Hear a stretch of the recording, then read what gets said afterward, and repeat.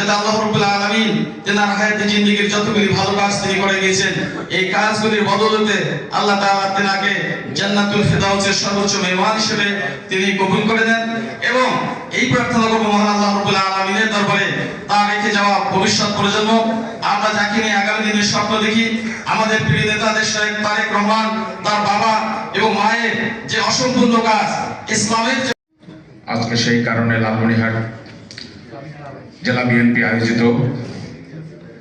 শোক সভা এবং দোয়া মাহফিল। আজকের এই দোয়া মাহফিলে ইতিমধ্যেই আমাদের মাঝে প্রধান অতিথি হিসেবে উপস্থিত রয়েছেন আমাদের প্রিয় অভিভাবক,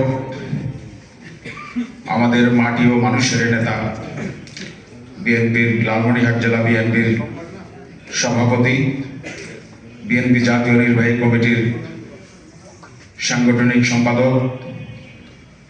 আমাদের পথ প্রদর্শক জনাব অধ্যক্ষ আসাদুল হাবিব দুলু, উপস্থিত রয়েছেন বিএনপির বিভিন্ন পর্যায়ের নেতৃবৃন্দ, উপস্থিত রয়েছেন অঙ্গ এবং সহযোগী সংগঠনের বিভিন্ন পর্যায়ের নেতৃবৃন্দ এবং উপস্থিত রয়েছেন লালমনিরহাট পৌরসভা এবং লালমনিরহাট সদরের এই দলের সাথে বিভিন্নভাবে সম্পৃক্ত আমার প্রিয় ভাই এবং বোনেরা, আসসালামু আলাইকুম। বন্ধুগণ, বেগম জিয়া এমন একজন মানুষ হয়ে উঠেছিলেন যে ওনার জীবনী, ওনার বিষয়ে কথা বলতে গেলে বহু সময়ের ব্যাপার। তো আজকের এই সভামঞ্চে বেশি কথা বলার সুযোগ নেই, আমি শুধু এতটুকু বলবো, আপনারা জানেন দেশ স্বাধীন হয়েছে প্রায় 54 বছর। এই 54 বছরে বাংলাদেশে